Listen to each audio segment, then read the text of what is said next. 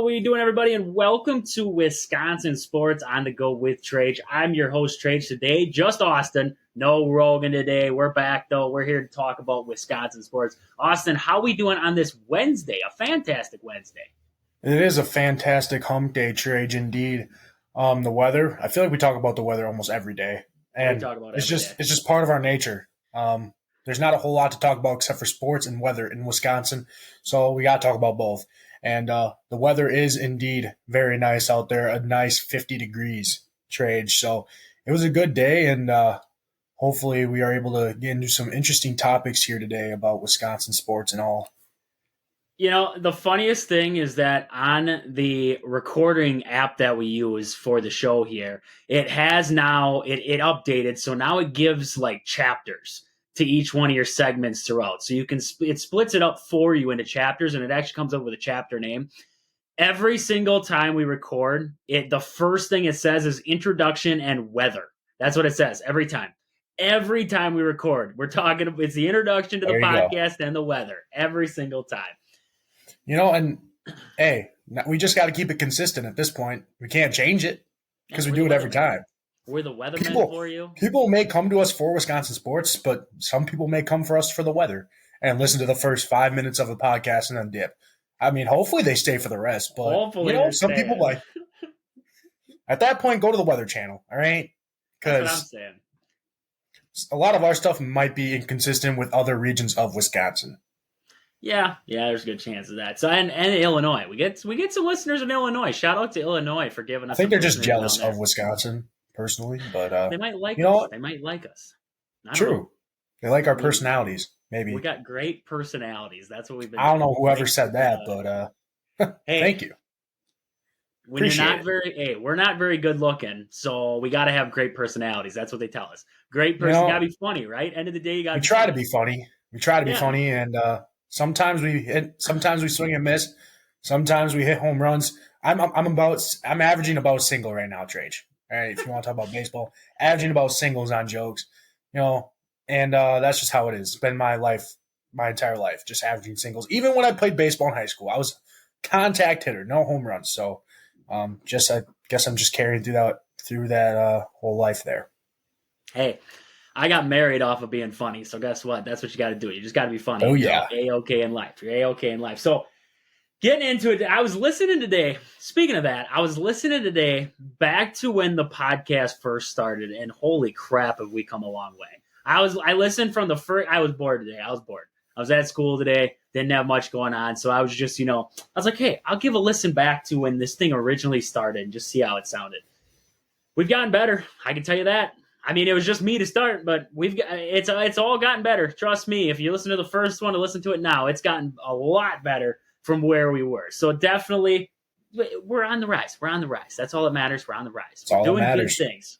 Exactly. Yeah, we're doing great things. Great things, Trage. Great things. Great things every day. We're bringing you guys great things. We're providing for the community. That's what we're doing. We're providing. Like I said yesterday, providing for the community, doing things other people wouldn't want to do. Exactly. And I was thinking about, you talked about your mountain thing, and Rogan was confused. Do you understand it now? Well, I thought of it like this, okay? Imagine climbing a camel's back, right? Oh, Hump day is the middle of it, right? The hump is the middle. Exactly. So I'm thinking middle of the week, Wednesday, hump day. So that's what I got there. It's like a camel's back. There you go. It's the middle. That's all I could figure out. Rogan just doesn't. I don't know. He goes to Madison. He thinks he's smarter than all of us because he goes to Madison. But in all realities, he might be dumber than us because he can understand a simple analogy there. And I think he's doing a lot more than just studying in Madison. Don't know. I don't know what he's doing over there, but that's for him. And us Trage, we went to. I go to UWL. You went to a school down here. It's just a lacrosse thing. We understand it. I don't think he does, but it is what it is. He's not funny. He's just not funny. He just tries to prove us wrong all the time, it seems like. I think so too. I really do. I'm like, I don't need you on here. But we gotta stop bashing him. He's gonna come back on. No, I'm bashing because, like I said before, when I listened to the podcast when I wasn't on there because I was doing other things, and Rogan was just bashing my name. So not terrible. but he was bashing a little bit. So this is Humpkey's revenge. We'll call it. Humpkey's Revenge Day. That's what this episode is going to be titled. Humpkey's Revenge Day. So getting into it today on this Wednesday, we saw the Bucks and Nuggets in action there. This was on, I believe it was on Monday night. I believe it was Tuesday night. Tuesday night makes sense. Yes, Tuesday night. Bucks Maybe it was Monday night, Trage. Honestly, I don't remember this stuff anymore. They just keep playing basketball games. Stuff right now. I don't remember this stuff right now. It happened on January 29th, so that is looking at Monday night. So it was Monday night. Yes, we got it right. Monday night, Nuggets Bucks 113-107 was the final there. The Bucks took the loss. Kind of a slow offensive day. You especially look, if you want to nitpick, the third quarter. That's where the Bucks fell apart there offensively, and that was their undoing in this one. You like what you saw defensively out of the Bucks in this one, and we're going to get more into that. But Austin, I mean, looking at the stats from this one, any stats that stood out to you coming from this game here? I thought 4 out of our 5 starters played pretty well. Giannis with 29, 12 rebounds, and Lopez is playing a lot better than what he has been playing. He had 19, Damian Lillard with 18, and then Milton with 14, and then obviously we see Beasley here, who's been struggling lately. Out of our bench, Bobby Portis had 9 and Connaughton had 7, but that's about it from the Bucks. Yeah, and looking at this game and what Doc Rivers had to say, he said they're great. He said, and they're a very coachable team. So it seems like Doc's fitting in well from what we've seen here, and I mean, good things leading forward. Like you were talking there, Beasley struggles once again. That's not something we love to see out of this Bucks team right now, is having a guy like that start to struggle here, especially when you need him to get cooking, getting closer and closer to that All-Star break. Looking at the starters for the Bucks, I mean, like you said, 4 out of 5 in double figures there. The bench was good in this one too. Bobby with 9, and then you had Pat Connaughton adding 7. Cameron Payne brought in 3, and then Crowder with 3 himself. So, I mean, the bench added a little bit to this Bucks team in this one, which was good to see for me, at least. Yeah, and Bobby also added 12 rebounds off of the bench too. So he was close to a double-double coming off the bench. I think it's pretty impressive with him only – I mean, he played 25 minutes there, but he's the most out of the bench but least out of the starters. So pretty impressive there by Bobby. I think what hurt the Bucks, though, we had 12 turnovers compared to the Denver Nuggets 8 turnovers, and they also out-rebounded us by 7 rebounds there in that category. And then just looking at the starters for Denver, we knew Jokic was going to score his points. He scored 25. Jamal Murray had 35. But besides that, their other contributors didn't do a whole lot. And like you were saying, I thought our defense – I didn't watch the game. It was pretty late. But I thought our defense played pretty exceptionally well against a really good Nuggets team. And they played really good compared to how they have been playing in past games. Yeah, and like Doc had to say after the game there about Damian Lillard, yes, we've seen it. His defense isn't the greatest, but he said he was hustling. He was trying to be better on the defensive end in this one. And I think you saw it all the way around here with the Bucks. Jamal Murray, in that game, some of the shots he was hitting were ridiculous. There wasn't much the Bucks could do about it. He was hitting a lot of ridiculous shots. Jokic had 25, 40 minutes of play there, 10 of 25 shooting, though. So the Bucks did a pretty good job handling Nikola Jokic, too, along with Jamal Murray. And, not letting a guy like Aaron Gordon or Michael Porter Jr. beat you bad in this one. 8 points for Gordon, and they had 13 points for Porter in this one. You look at the main 2 guys. They did their scoring. End of the day, Murray's going to get his. Jokic is going to get his. It's a matter of, can you slow down the other guys to be able to win a basketball game? And the Bucks did that in this one. The offense just didn't carry over with them. Like we said there, in that third quarter, only having 19 points in total in that third quarter compared to the rest of the game, that's where the Bucks lost this one. For the most part, first half, Bucks were right there. They had some bigger leads in this game. Nuggets were able to come back. That third quarter was the difference. 7-point swing there in that third quarter that ended up costing the Bucks dearly there. Shots weren't falling for the Bucks. Shots were falling for the Nuggets in that third. It's going to happen night in, night out. But the big thing coming from that one, it seems like Doc's starting to get in a groove with this team. It seems like the team's getting in a groove with Doc. I don't see any problems starting right off the bat. I think everything's kind of flowing as you would hope, especially coming in mid-season. And defensively, I mean, that's what we want to see from the Bucks. How could they respond defensively? Because watching the Bucks earlier on this season, the Nuggets could have dropped 130, 140 on this Bucks defense. So watching them from there to now, definitely playing a lot better defense here, getting into closer to the All-Star break. But hopefully now Doc coming in, that's going to help them defensively start to figure it out there a little bit. Also getting Jay Crowder back. I mean, getting Crowder back there on the defensive end has definitely been a boost for this Bucks team. So next up for Milwaukee, they will be taking on the Trailblazers. That will be coming up tonight here on ESPN. 9 o'clock tip for that one. Coming up against the Trailblazers. Blazers at 14-33. The Bucks coming in at 32-15. So, Austin, any big stats any guys we should be looking out for there from the Blazers in this one? Yeah, this is Damian Lillard's return back to the Blazers for the first time since coming to the Bucks. So definitely a pretty big game there on ESPN. But as of now, they're led by Anthony Simmons, who leads the team with 22. Oh, wait, let me see here. It says, okay, yeah, he is on the team there still, or he's active at least. He leads the team with 22.8 points per game. He's only played 25 games, so not a whole lot of games played there, but 22.8 points per game. Jeremy Grant then next leads with 21.3, and ESPN says that he leads the team in leaders for points. Probably just because he's played more games than Anthony Simmons, but Anthony Simmons is still pretty good. DeAndre Ayton is leading the team in rebounds with 10.5, and then Malcolm Brogdon, former Bucks player there, leading the team in assists with 5.5, along with 15.9 points per game. Shandon Sharp, 15.9 points per game, and then Scoot Henderson adds 12.2. They got Matisse Thybulle on their team as well, but he doesn't really average that many points, only 5.6. He's mainly there for his defense, as he averages 1.6 steals per game and 0.8 blocks per game. So really good defensive player for Matisse Thybulle, but not too good of a shooter. And I think that might help out the Bucks a little bit. They average as a team 108.3 points per game and 41.6 rebounds per game. So definitely should be not an easy one for the Bucks, but considering how we saw their defense play against the Nuggets, I think we have a good chance of winning this one. The Portland Trailblazers recently just beat the 76ers 130-104, and I know the Sixers are a pretty good team there. I don't know if Joel Embiid played. I know that there's kind of been a little bit of rumblings about him not playing some games and whatnot. I'm guessing he played, but still 130 points will win you a lot of games.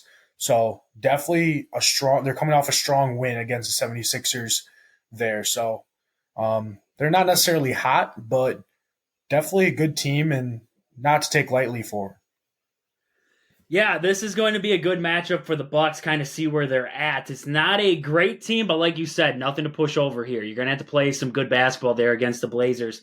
A guy you mentioned, Malcolm Brogdon, former Buck, like you were saying there. If there's a guy to watch out for, I'm watching Malcolm Brogdon, because not in this game, but, if you are Milwaukee, possibly bringing Malcolm Brogdon back to the Bucks on a trade at some point here before the trade deadline. Malcolm Brogdon, a guard there for the Blazers, averaging about 15.9 per game so far this year right now. Only about 4 rebounds, but good defender coming out of the University of Virginia.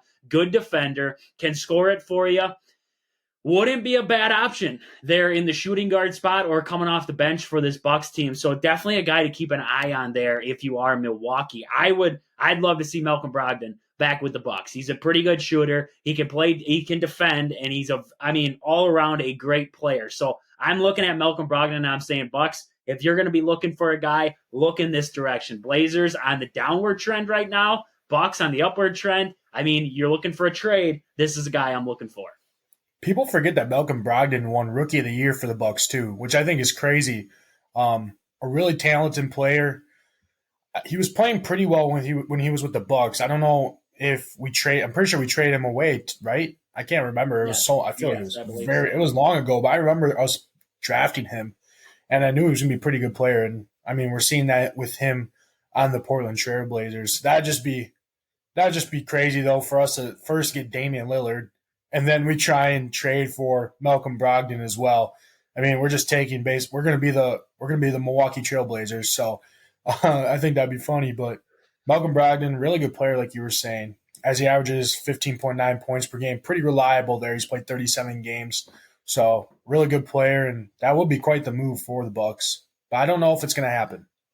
I don't know if it'll happen either, but you always hope, right? You can hope, and you can hope. If it's not Alex Caruso, I'm hoping for Malcolm Brogdon. Would definitely be a splash move for the Milwaukee Bucks. So Bucks in action coming up tonight there, 9 o'clock against the Portland Trailblazers on ESPN. If you're not going to that game, I don't know if you're maybe in the area and want to attend that game. But other than that, on at 9 o'clock there on ESPN. So with that, I want to move on here. I want to talk about the Brewers now. Got a question out there today. We were talking. We asked the question on Facebook, getting some answers, seeing what people had to say. So I went out. We were talking. We said thought of the day. We said if the rookies pan out, and this is if they pan out. A lot of people talked as if we were asking them. There's a lot of ifs in this question. It's an if question. We weren't saying like, hey, this is gonna happen. It's an if and it's a hope. If the rookies pan out, Frelick, Mitchell, Churro, and Weimer, if they fix Weimer, whatever it is, what do you do with Christian Yelich? I said he has a good glove, but his arm isn't great. I don't see him defensively over any of the rookies at the moment. A DH role, I believe, would be the best fit for him. Otherwise, he will just be blocking another guy's time in the outfield. What do you guys think? What would you do in this situation? So a lot of people replied to it. A lot of people said Christian Yelich is your left fielder. And, opening day, I could see that. I could see Christian Yelich as your left fielder. But let's just hypothetically say for a second here, okay, Garrett Mitchell hits like he should, right? We saw Garrett Mitchell in his rookie season. We saw him before he got injured. He was hitting the baseball. He's a good center fielder. So Garrett Mitchell's your everyday center fielder. Sal Frelick comes into the picture, hits like he did last year, maybe even a little bit better, plays his good defensive outfield like he did last year. He's your right fielder. Left field, Jackson Churro's on the rise. He's now got that big contract. How long can you afford to keep Jackson Churro down there in AAA making more money than a lot of your major league guys are? You're going to want him up there. So Jackson Churro's coming up. Now Jackson Churro starts to hit. Okay, what do you do with Jackson Churro now? Where are you going to put him? Okay, you're going to take Mitchell out of center field. Okay, now you just took a good bat and good glove out of center field. You flip him out with Sal. Same difference there. My worry is, if Christian Yelich does not get, we already heard from Matt Arnold, and a lot of people were talking about this, moving him to first base, and I had a lot of people commenting back saying what Arnold said. Matt Arnold said Christian Yelich will not be playing first base. Okay, that's fine. We get that. Christian Yelich will not be moving to first. Defensively, Christian Yelich's arm is a noodle. Not a good arm in left field. He might have a decent glove. I think he's got a good glove. I shouldn't say that. I think he's got a good glove. But Sal Frelick's got a good arm and a good glove. Mitchell, good arm, good glove. You even say, they talked about Joey Weimer. A lot of work been getting done with Joey Weimer in the offseason here. Say he comes back and his swing looks semi-better. He's hitting the baseball. How can you say anything against Joey Weimer being implemented there into left field? Because his glove and bat and arm are all A+, not as bad, but his arm and glove are A+ in the outfield there. Christian Yelich is the odd man out. There comes the DH. You got to be able to put him at the DH spot. You have to be able to put Christian Yelich there because I feel like he's just a roadblock for these rookies there at the big league level. So a lot of people commenting in. I just wanted to look at a lot of them here. One guy said that Arnold may have to sit down with him at some point and see if he's willing to waive the no trade clause. And, with these rookies coming up, Christian Yelich making what he is right now, I believe he's going to be making about $20-some million. Nobody's going to want that salary. That's the big thing. Nobody wants to take on Christian Yelich's salary because he's not hitting like the guy we paid back in the day. Yes, he had a big turnaround last year. He got a little bit back to form of what we saw. The power numbers still aren't there. The RBI numbers aren't there yet. We have everything else. We have the hitter. We have the average getting back up to what it was. We have the stolen base, the on-base percentage, but we're not getting the home run threat that we paid Christian Yelich to be. And that's the big problem right now. So nobody's going to take on that salary. So I don't see that being a big possibility there. Also looking down there, I mean, a lot of people talking about trading Joey Wiemer. Right now, I would consider it. I would really consider it. But what happens if, okay, say this offseason here, Joey Wiemer's bat starts to come alive. Now, you end up trading Joey Wiemer. He goes elsewhere. You have problems with another guy. Now Joey Wiemer's gone. He's out of your organization. Joey Wiemer starts to light it up somewhere else. You always run that risk. I get it. You run that risk. But Joey Wiemer's got a very short stint at the MLB level. Yes, he was not ready for the MLB level. We saw that with his bat. He had the power. We saw the power at times. We saw it early on with his contact ability, but I just don't believe Joey Wiemer was ready for that big league level. So, I mean, Austin, all this stuff thrown into there, what do you think? Are you going into this regular season here? Christian Yelich definitely going to be the left fielder on opening day. That's what we assumed there. But you have to look moving forward there. And I know we're throwing a lot of ifs, ands, and buts out there, but you always hope, and your hope for the Brewers is everybody hits the ball night in and night out, right? That's always your hope as a baseball fan, is your team's hitting the ball. So these rookies, they can hit. We know they can hit. And you're going to have to get consistent. You can't have odds and ends playing time for them to get hot. They're going to have some playing time out there. So with Christian Yelich kind of blocking paths right now in left field, do you think the best option is moving to DH, or what are you thinking with this Brewer team? And especially, we're looking at the outfield. What are you thinking with the outfield there in Milwaukee? Well, Trage, I think first off, they're going to probably keep Christian Yelich at left field for now. And you say Joey Wiemer, he hasn't been the best at his at bat. The Brewers organization is not afraid to move people up and down from AAA to ML to the majors and whatnot. You look at Keston Hiura.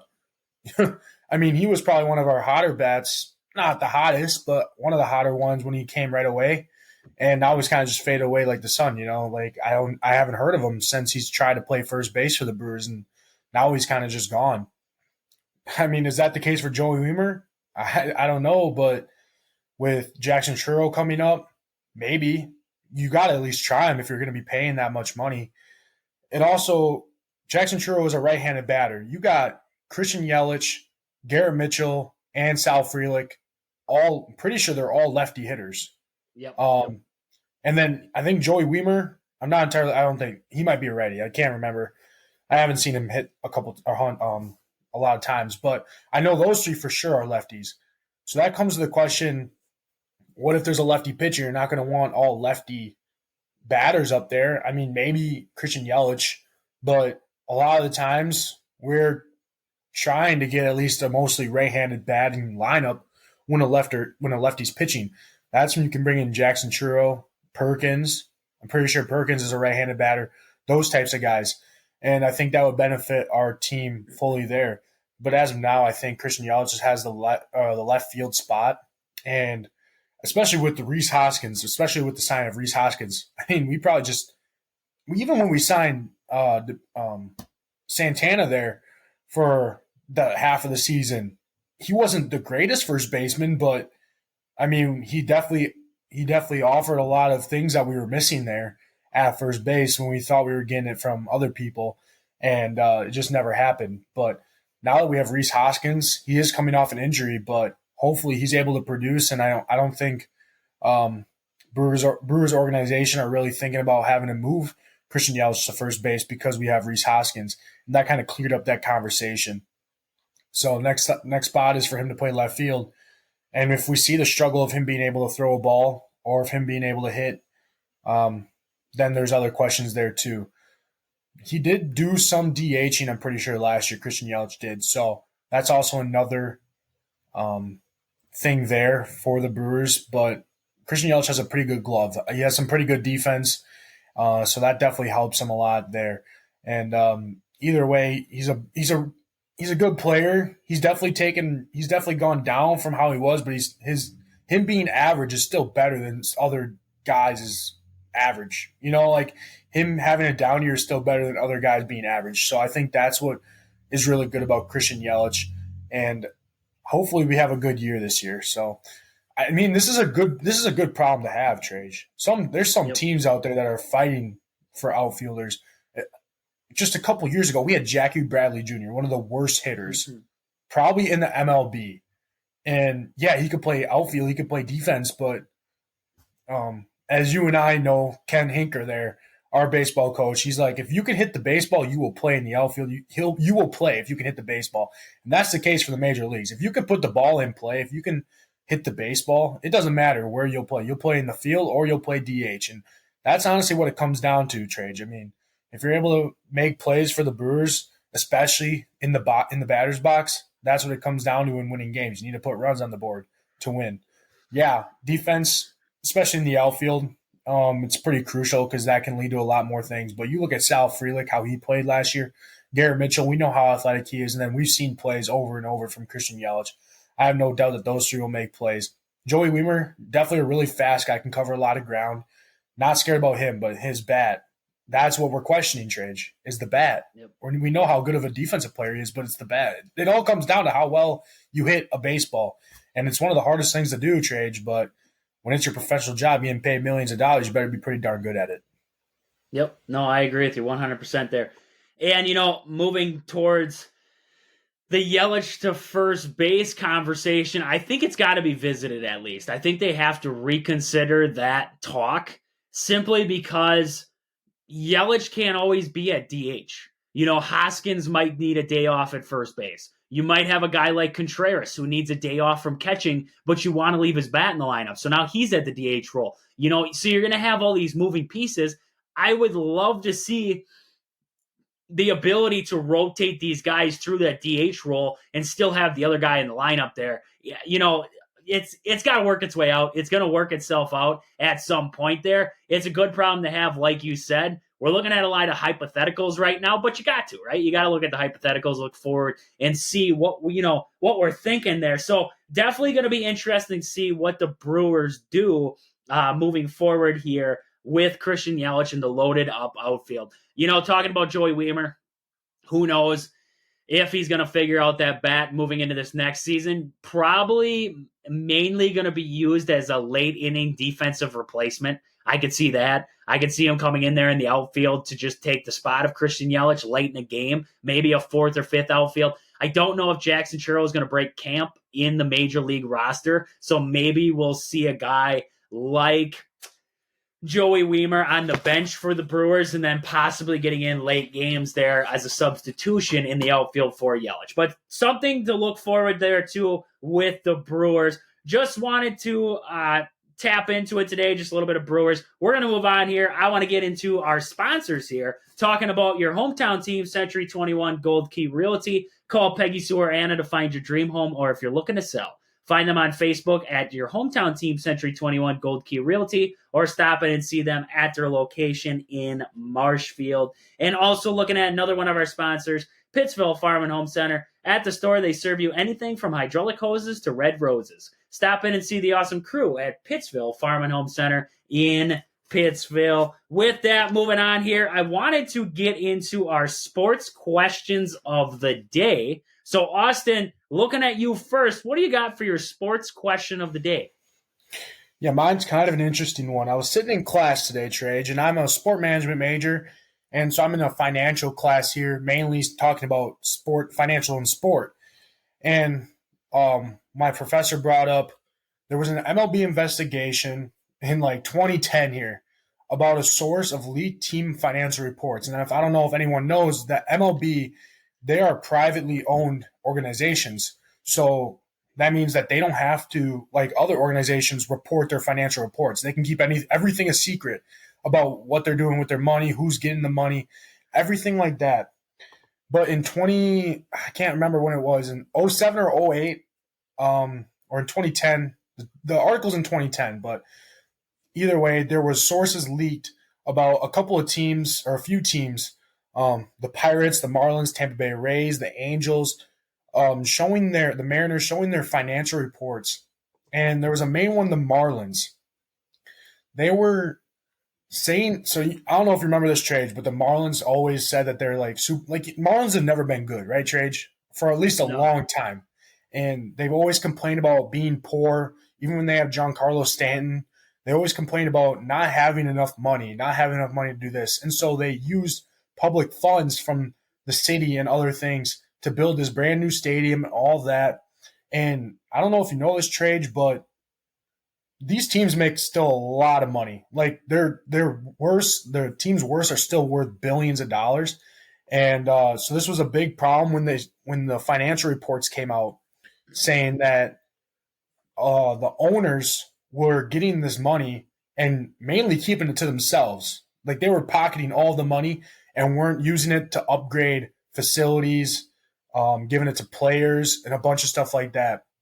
And so now we see them threatening, they'll be like, if you don't give us this public funded money, then we'll relocate. We'll relocate to a different place that will give us the money. And we see this with Oakland Athletics. Now they're moving to Las Vegas because the Oakland A's or the city wasn't really giving them money. And so they threatened to relocate. Now they're going to Las Vegas. And we saw how pissed off the fans were and all that stuff because the fans were like, you're not improving the team whatsoever. But now, Trage, I don't know if you remember, but there were a bunch of stuff about the Brewers saying that they're going to relocate. And now Mike Ananasio always saying, or Mark Ananasio always saying that, not him saying, but we don't spend a lot of money. And it seems like we're always, compared to like the Dodgers and all that stuff, seems like we're a cheap franchise. And I looked up the Forbes, how much each team is worth. And the Brewers are ranked at number 20, I believe, or number 19. They're worth $1.6 billion there. That's a lot of money, Trage. And I know a lot of times the Brewers have asked, especially Milwaukee, asked for publicly funds. I'm not saying that that there's going to be a scandal about Mark Ananasio pocketing money because I know of how much of a small market Milwaukee is.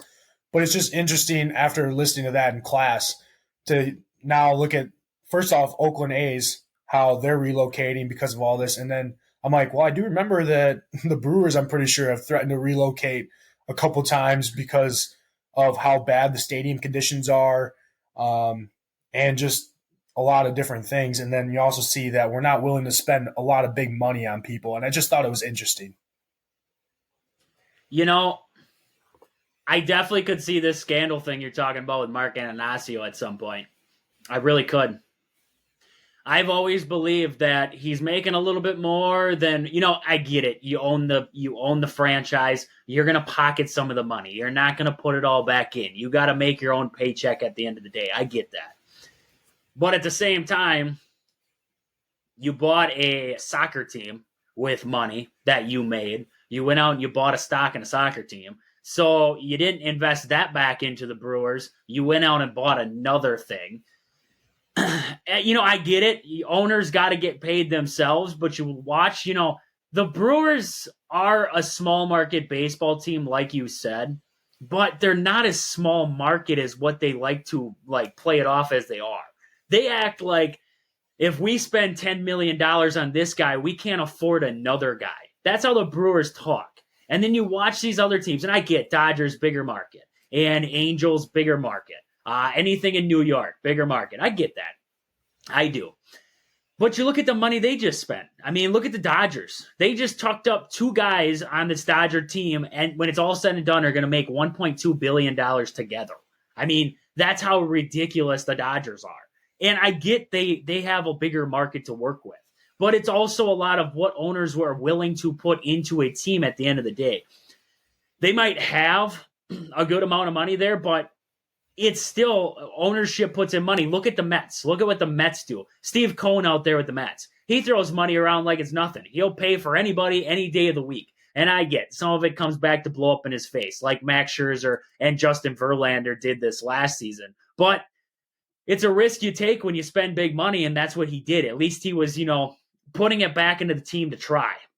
The Brewers made one big splash there in 2017 going into 2018 when they got Yelich and they got Lorenzo Cain.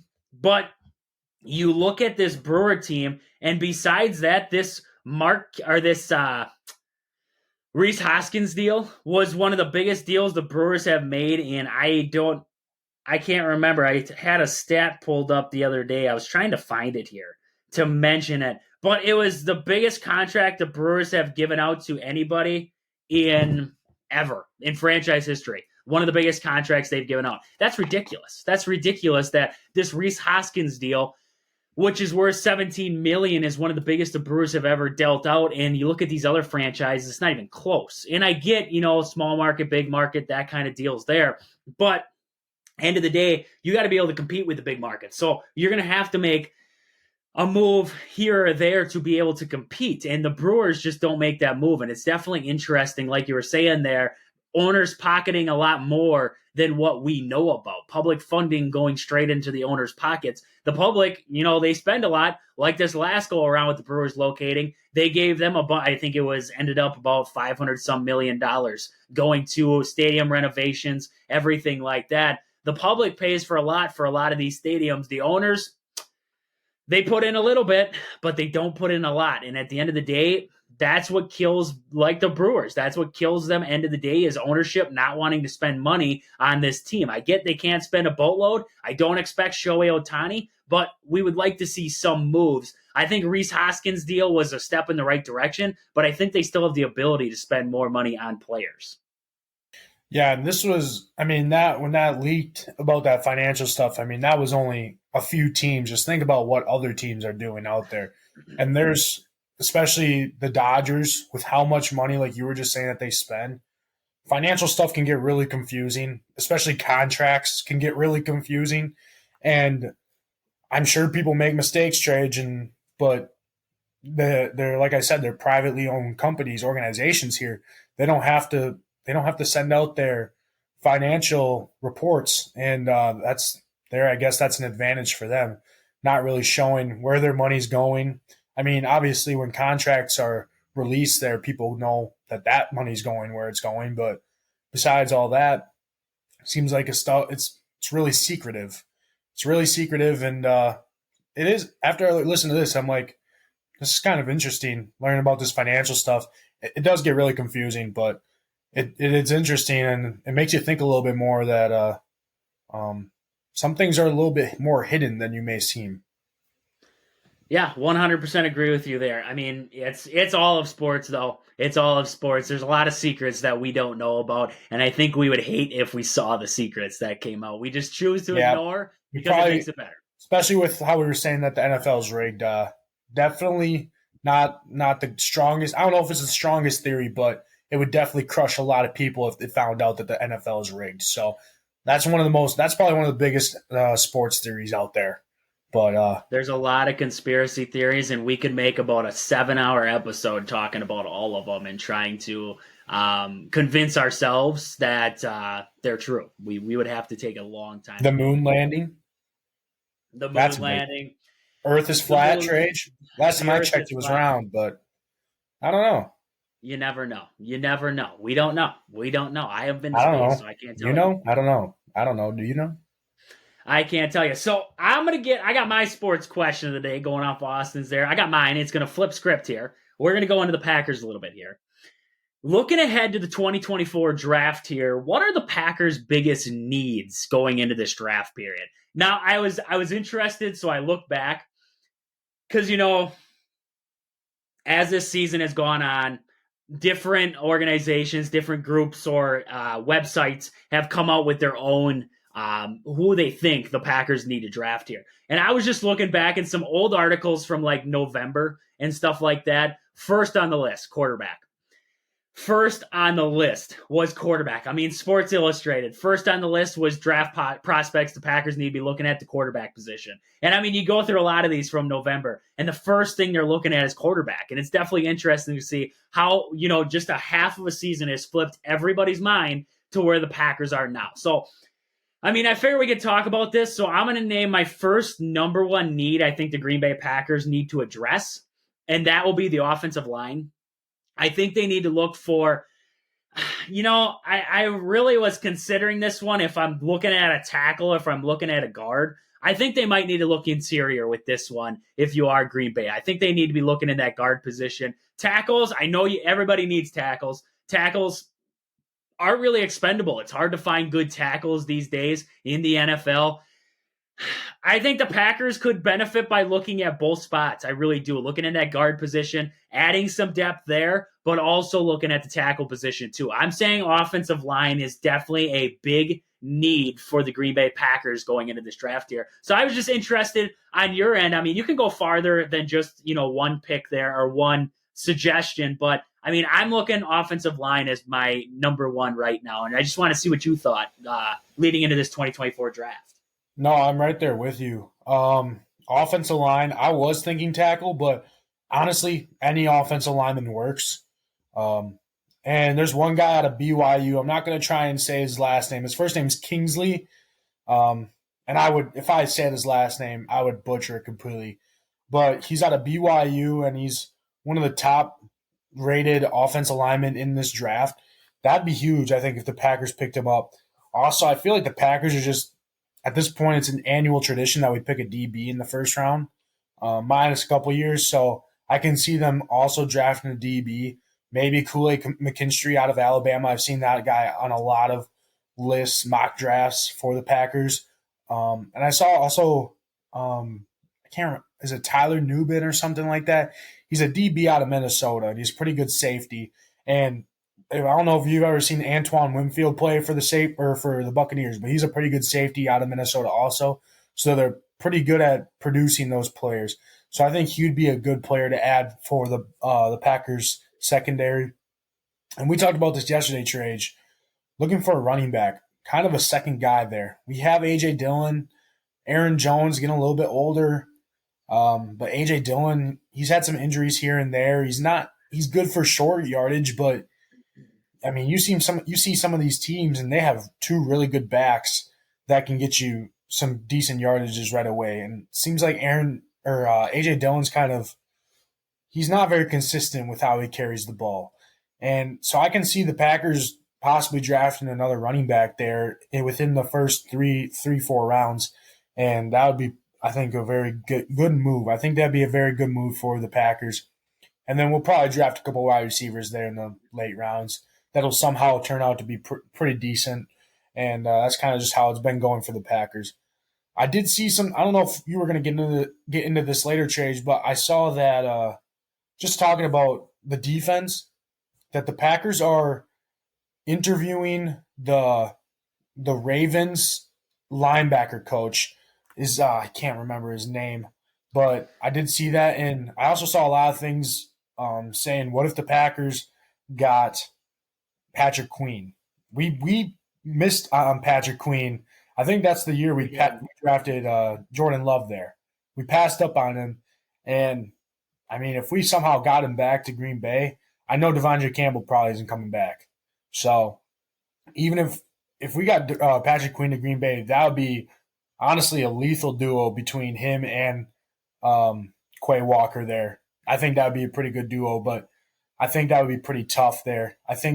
I don't know if Patrick Queen's going into free agency. I assume that because people are talking about it, but that would be a massive signing deal. But it seems like a lot of the times Packers don't really like to hit hard on the free agent signing. But those are just my thoughts. And but when you look at the draft, I think, like you were saying, Packers are probably going O-lineman first round, and it's just something we need. It's something we need, but I would not be surprised if they win defense once again for another year. I think you can afford to. You're looking at that safety position. It's uncertainty out there at safety right now. I think you have to be looking at that safety position. Also, I mean, looking at the guards for this Packer team, talking about John Runyon. He's on the verge. We don't know if we're bringing back John Runyon. So you're going to lose a guard there in him. You have Elton Jenkins coming back. But other than that, they have uncertainty. I think they have two other guys. I was just looking at them there. I tried to pull up their names real quick.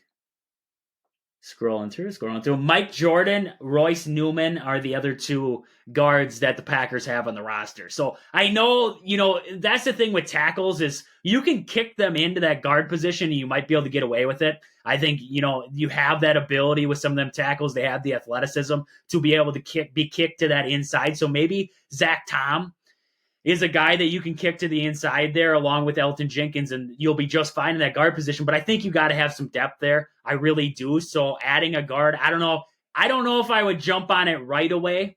early on. I think if you're going to draft an offensive lineman early on in the draft, I think I'm looking offensive tackle. I think I'm looking for a tackle there early on if you're going to draft early. But if you're looking late rounds, I think you can draft a guard, and I think that'd be a fine pick if you are the Packers, somebody that you can develop there and add in later on. And the Packers have been able to find some really good O-linemen in later rounds. You look at Elton Jenkins there. We got him in one of the later rounds, and he's played in every single lineman position. Even David Bakhtiari, we know he's had injuries and fell off kind of the face of the earth there for the Packers. But we drafted him in the later rounds too, and now he became an all-pro, all-pro bowler, linebacker and everything. Or not linebacker, O-lineman there. So definitely some guys that the Packers are pretty good at drafting in the later rounds and finding some diamond in the roughs there. So it'll definitely be interesting to see who they draft. Yeah, 100%. And I mean, looking at like you were talking there a little bit earlier with that running back position, I think you have to address the backup spot. I like we talked yesterday, I think you bring Aaron Jones back. So you're going to have to bring in somebody. I don't want a fill-in guy for that number 2 spot. I want a guy who you believe at the end of the day could be the number 1 back in Green Bay when Aaron Jones eventually gets cut, traded, leaves the team, retires, whatever it is. You got to have that guy that can fill in. You look at a team just like, I was just thinking about them. I'm just trying to, Lions. That's what I was thinking about, the Lions, with Montgomery and having Gibbs. 2 guys who could be number 1 backs, but that's what adds the dynamic there is you don't know if Gibbs is in there or Montgomery's in there. Both of them could run for 50 yards on you. That was what made the Lions so special. That's what got the Lions going. Having A.J. Dillon and Aaron Jones, I never really got that out of Dillon. I never really saw him as that big threat. He was a guy who could get me 5 yards. He was that kind of guy for me. He was a bruiser. I don't think he was ever going to have that ability to be a co-runner there with Aaron Jones. And I think that's where the Packers missed with A.J. Dillon there. So getting a back in there, whether it's what we want with Braylon Allen or it's a guy like Blake Corum, like we talked about there yesterday, I think that could add a lot of diversity to this Green Bay Packers offense that they need going into this next year. A lot of different looks that they can give defenses. Like you were talking there, wide receivers, definitely probably going to be in the wide receiver room. The safety position, cornerback, I think you have to be looking in there. The one thing that I was thinking about, and I was trying to find in this draft who is looking like they could be a decent linebacker, but you look at teams who have really good defenses. Even a team like you were talking there with the Ravens, with Patrick Queen. You talk about the 49ers there with Fred Warner. Guys who in the linebacker position are all over the place. They're going to make plays in the backfield. They're going to make plays in the passing game. They're going to make plays all the way around. That's what I think the Packers are missing. I think Quay Walker could develop into that guy. I think at moments he is that guy. But, I think the Packers are still missing that dynamic, athletic linebacker that you want to see in there in Green Bay. You had, you think back in the day, AJ Hawk, Clay Matthews on the Packers at the same time. That was a pretty good combo right there with those 2 guys. And I don't think we've had a dynamic combo like that in a while if you are Green Bay. I think you got to be looking in that direction if you are the Packers here. So anybody you're keeping an eye on or any other targets you're looking for there in the draft? Yeah, possibly another linebacker like you were saying. Tommy Eichenberg for Ohio State, really good linebacker. Kind of reminds you of an A.J. Hawk there. So he's another guy that possibly might still be there in the 3rd round, 4th round that we could possibly pick up. I think he'd add another dynamic to our defense with that. Yeah, and even some of these edge rushers you're looking at out here with Latu coming out of UCLA, or even a guy like Billy Turner coming out of Alabama. I think both of those guys, Turner's long, athletic, good edge rusher. I think those guys could be good ads. We don't know with Preston Smith. Are you going to take on his contract, or are you going to let Preston Smith walk? Bringing in a guy like Dallas Turner there from Alabama, or a guy like Latu out of UCLA, both pretty high in the mock draft. So who knows?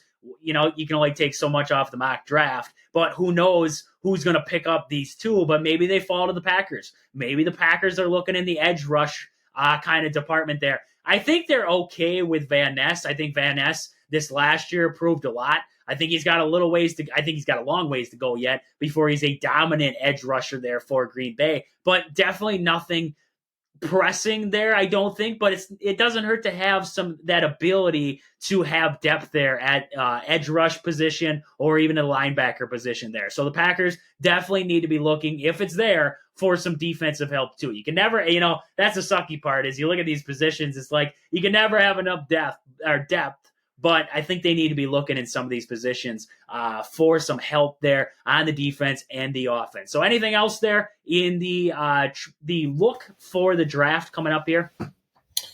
Nope, Trage. I can say confidently that this is the first time as a Packer fan that I felt like we didn't need to draft a wide receiver in the first round. So I think that's a positive at least.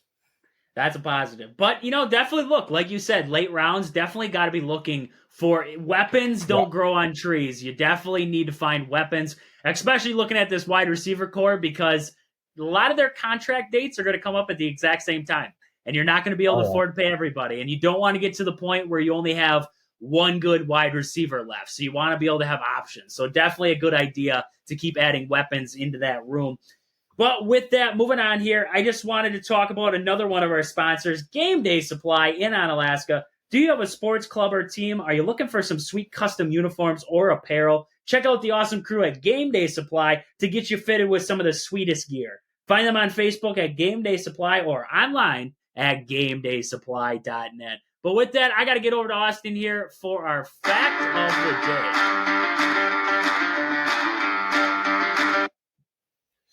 Trage, we got a juicy one here. On this day in 2000, the flat-out year 2000, linebacker Ray Lewis was involved in a fight resulting in the deaths of Jacinth Baker and Richard Lawler. Lewis was indicted 11 days later on murder and assault charges, but the murder charges were later dropped.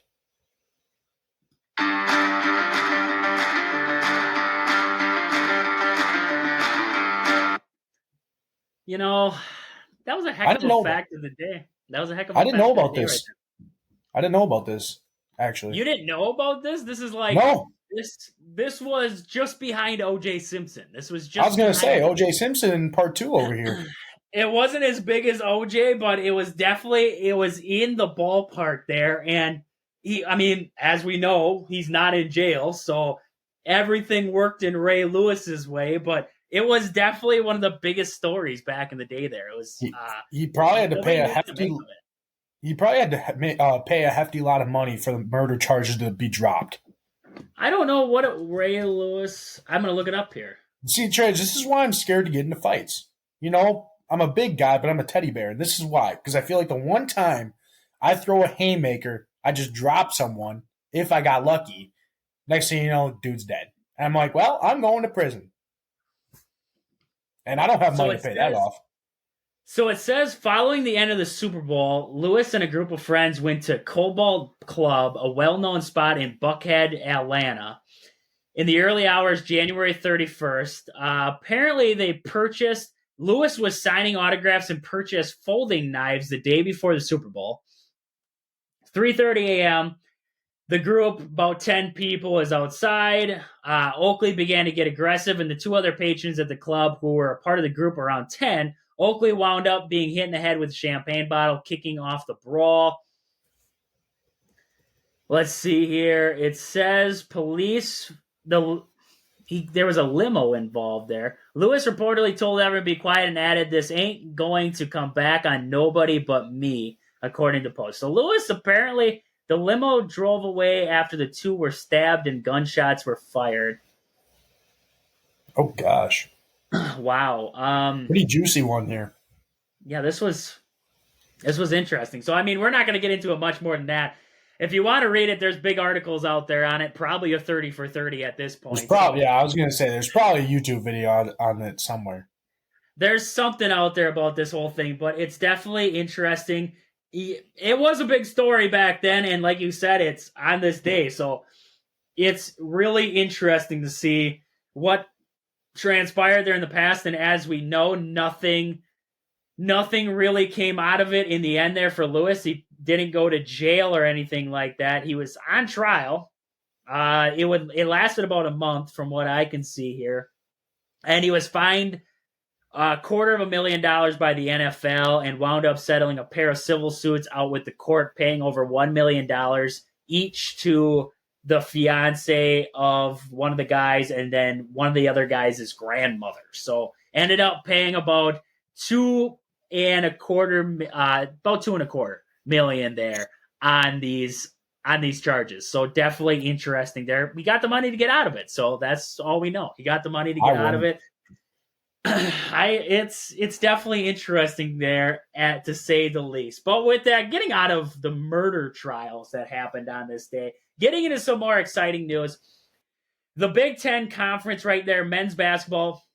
I haven't talked about the Badgers in a while. I just wanted to mention Kamari McGee was just released today. He's going to be out for about 2+ weeks for the Badgers right now. So Kamari McGee, an instrumental part to the Badgers, not really on the offensive end, but more on the defensive end, getting Chucky Hepburn some breaks there. He does have some scoring in him, but definitely, an instrumental part to this Badger team. Will be out for a couple weeks. I expect to see a little bit more Connor Essegian, possibly a little bit more Isaac Lindsley moving forward here for the Badgers there. They have depth, so it's definitely something interesting there to keep tabs on if you are a Badger fan out there, with Kamari McGee now out for a little bit here.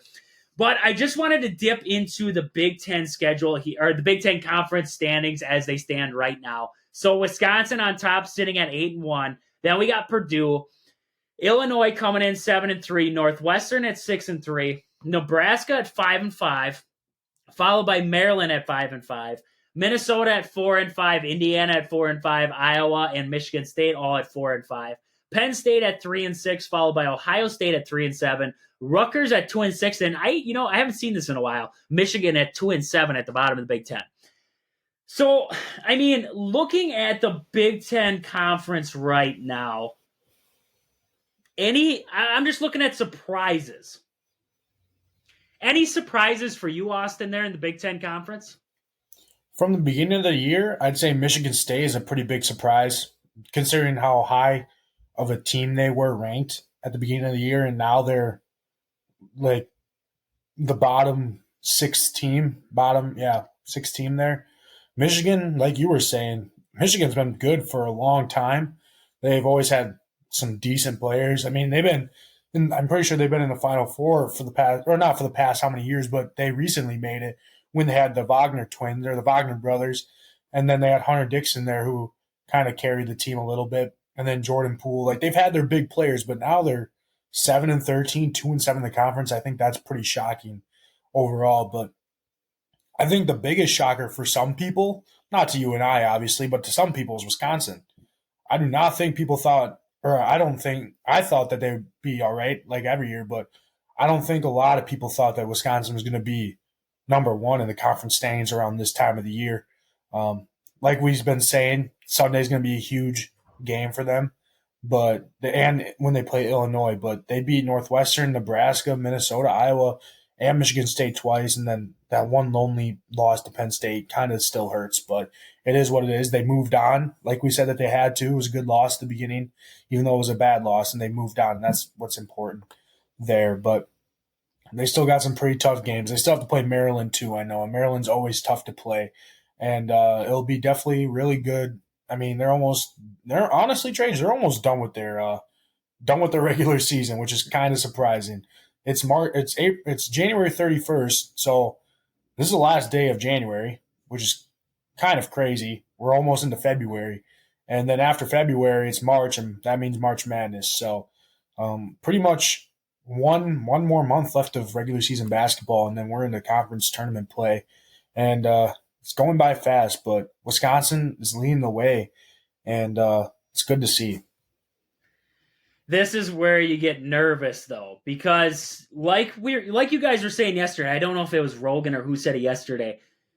They got Purdue coming up on Sunday. Big matchup there. You actually have Purdue twice yet. You have Purdue to wrap up the regular season. You got to face Illinois yet. You have big games left on the docket here if you are the Badgers. You can afford to lose. I'm not saying the Badgers have to win out. That's unrealistic of me to say. But you can't afford big losing streaks at this point, right? You are now at the top of the Big Ten Conference. You're holding strong. You got to be able to take care of business. Nebraska, struggling team right now. I believe they're 5-5, like I was saying there. They've lost one in a row as of, we're talking about this here. They've lost a game here as of late. But this Nebraska team is pretty good. But leading into that Purdue game, this is a game against Nebraska that you have to take care of your business. I know it's on the road, but Wisconsin right now in the Big Ten, they're 3-1 on the road. They're actually the best in the conference on the road right now. Outside of Purdue, they've played 6 games so far on the road. They're 4-2. Illinois is 3-2 on the season on the road. Wisconsin 3-1. But, that's where you have to win games in the Big Ten. It's hard to win on the road, and Wisconsin has been able to do it. They have to keep true to that here going up against Nebraska because you can't have a trap game. You lose 2 in a row here. We expect the Badgers to win against Purdue. We want them to win at the Kohl Center. They got to be able to pick up that win, right? But you can afford a loss to Purdue, but you can't afford to lose that game before it's to Nebraska. You don't want to see the Badgers drop 2 in a row there. Then you have a team like Michigan next. Michigan's a tough team. I don't care if they're bottom of the Big Ten. Juwan Howard is going to get Michigan ready to rock. They're a physical team. They're going to get feisty with you. It's at the Chrysler Center. It's not a home game there against Michigan. You're going on the road to Michigan. It's tough to play in Ann Arbor. I don't care if it's football. I don't care if it's basketball. It's tough to play in Ann Arbor. So Michigan's going to give them a run there. So the Badgers, right now, they got to take care of Nebraska. They have to. You cannot afford to lose multiple games here, especially the way this Big Ten's looking right now. The difference between Wisconsin right now and even a team like Nebraska is just a few losses there. I mean, you lose a couple in a row here, you're sitting on the same level there as Illinois and Northwestern there with 3 losses. You just dropped out of the first place. Now you're tied for third, you're tied for fourth, whatever it is. This is where the meat of the schedule is for the Badgers, and we wanted to see this, right? The Badgers moved up to number 6 in the country. They're one of the top teams in the country now. How do they respond to that? You're one of the top teams. You're targeted now. You're at the top of the Big Ten. You're targeted now. How do the Badgers play with all that momentum? We cannot see the Badgers start to play like they're the best team in the country. We want to see them play. That's not what I mean, but I don't have that mindset going into the game there. Still play your game. Still play aggressive like you're the underdog in that game. That's how the Badgers will take care of business. They can't get ahead of themselves. They can't think too much of themselves. They have to consistently play the game of basketball like what has gotten to this point here. 16-4 overall, 8-1 in conference play. That is on the back of playing aggressive. That is on the back of playing offense and defense just as efficiently, and they can't get away from that. That's the big thing when I watch Wisconsin right now. Holding true in the top of the Big Ten right now, I mean, surprises, not really. Like you already talked about their Michigan State faltering like they did, 4-5 in the season. I expect them to pick it up here along the way. They're actually 10-2 at home on the season right now, so they're good at East Lansing. They're 10-2 at home. So, I mean, one of the losses coming to Wisconsin there at East Lansing. Other than that, I mean, Michigan State's a pretty good home team. So I expect Michigan State to be in the thick of things as this conference season rolls on here. But, I mean, look at Purdue. 2 losses on the season already. Wisconsin's going to be battling it out with them. This conference is really close. I mean, you look at the top. You can even venture into the 5-loss teams right now and say, hey, Nebraska realistically has a shot yet. And Iowa can play well at times. So Iowa's right in there. Minnesota, we just saw Minnesota. They gave us everything they had. This Minnesota team isn't nothing to shake your head at. It's hard to win at Maryland, at College Park. I don't know. I'm looking at the Badgers-Maryland matchup. That one's at the Kohl Center. So thank goodness we do not have to travel down to this to College Park there to play Maryland. But I look across the board in the Big Ten, everything's shaking out kind of realistically right now. Badgers, like you said, are really a surprise for a lot of people as fast as they're getting up there. I think it's going to continue. I really do. I think the Badgers and Purdue are going to square off here the rest of the way. I really think, and Illinois is going to be in there, Northwestern. But I think this conference is going to come down to realistically Sunday.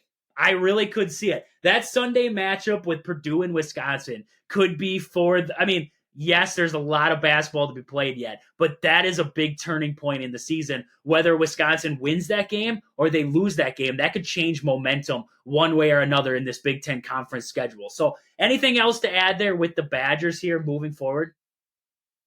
No, Trey, I think you covered pretty much all of it. I mean, gotta see consistency out of the team, and uh, just something quick. I mean, playing at Rutgers is always tough too. Against Rutgers, I Oh, feel like yeah. it's always been. Yep. I feel like it's always been a challenge for the Badgers. So those games I'll be interested to see in. But overall, you pretty much covered it all, and it's gonna be a tough stretch for the Badgers. But it'll be fun to watch, ups and downs, and hopefully we set ourselves up for a good tournament run, not just for the Big Ten, but the national tournament.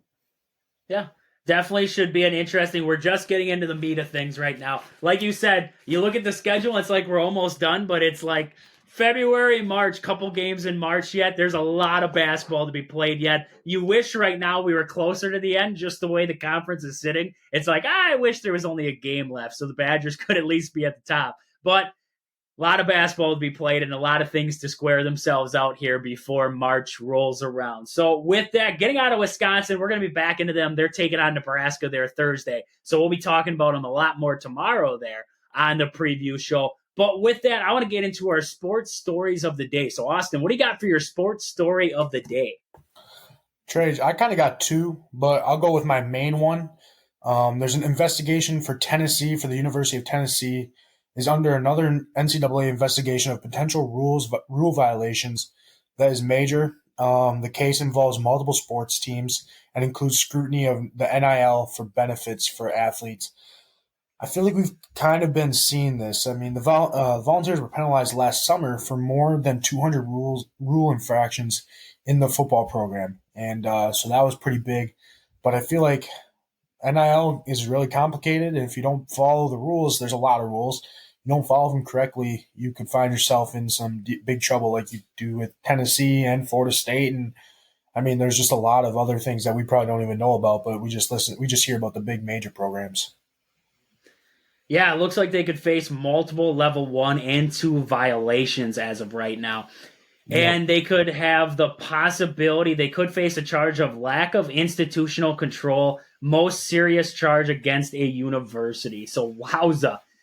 University of Tennessee, yeah, it all basically has to do with NIL. It all has to do with NIL. I know their chairman came out, Plowman, and he was talking about it and said the NCAA's allegations are factually untrue and procedurally flawed. Moreover, it is intellectually dishonest of the NCAA enforcement staff to pursue infractions cases as if student athletes have no NIL rights.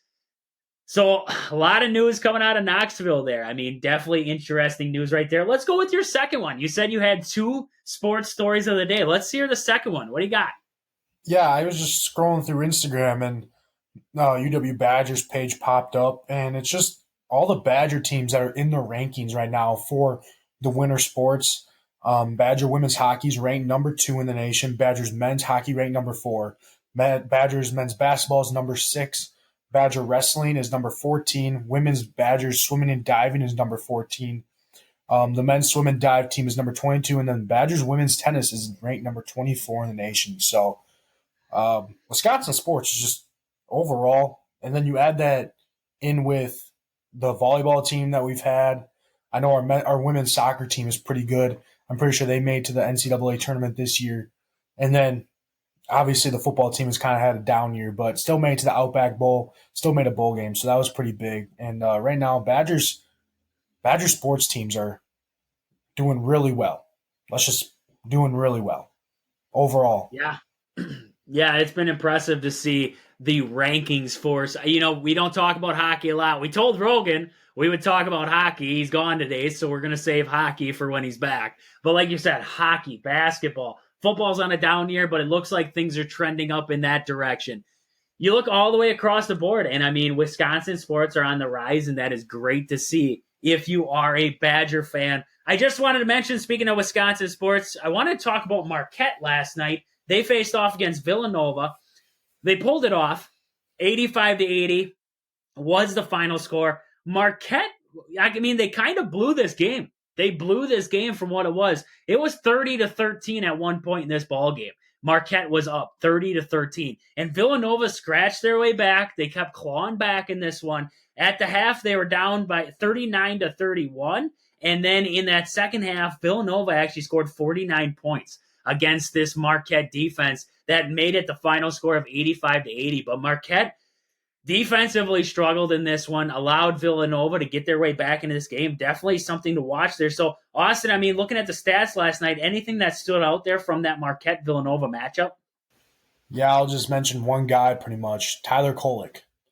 He's the main guy that, I mean, who has been struggling.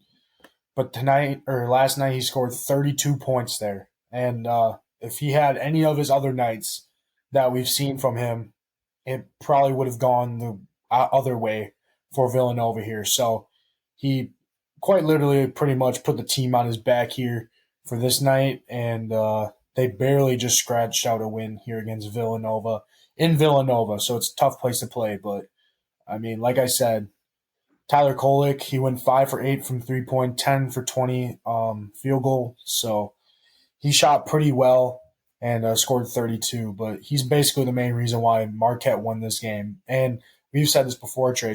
Tyler Kolek seems like he's kind of the one that if he's on, they're going to win. But if he's off, they're probably going to lose. And I guess tonight he was on, or last night he was on, and they won. And I think that kind of holds true to what we've been saying all year. Yeah, and looking at this game all the way around, I mean, Marquette, 29 free throws in this game. They made 21 of them. Villanova had 17. They went 17 for 17 from the line. That's impressive. You don't see a lot of college basketball teams anymore shooting perfect at the line, especially that many. 17 for 17 at the line. So an impressive night there for Villanova. This Villanova team, I mean, not ranked. They're 11-10.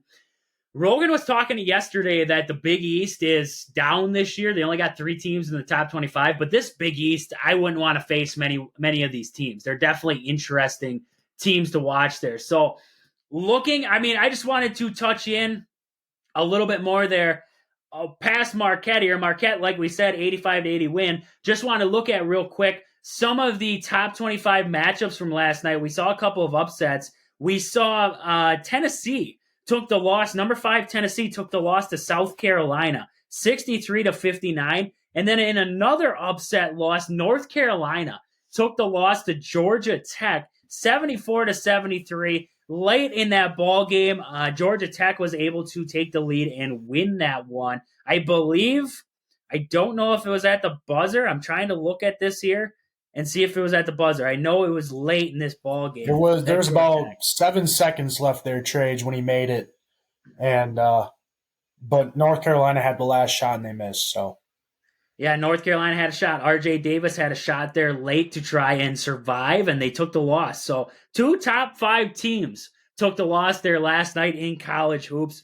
A couple other notables from last night. Just looking around here, Texas Tech lost. Number 15 Texas Tech lost to number 25 TCU. So that was a big upset there. And then I'm just looking around here. Illinois got the win over Ohio State in Big Ten action. So definitely leading up to an interesting week of college hoops. Already seeing some upsets there. We got some big games coming up this weekend. Maybe we'll tap into them here as the week goes on. But with that, anything else we got to talk about today? Anything else Wisconsin sports? Not really, Trage, but like you were saying, with those 2 losses there, Badgers win this weekend, they're going to be sitting in pretty good position. Badgers win this weekend. I mean, if they beat Nebraska and they beat Purdue, you could be looking at a number 2 Wisconsin come this next Monday. I'm being realistic. You beat the number 2 team in the country.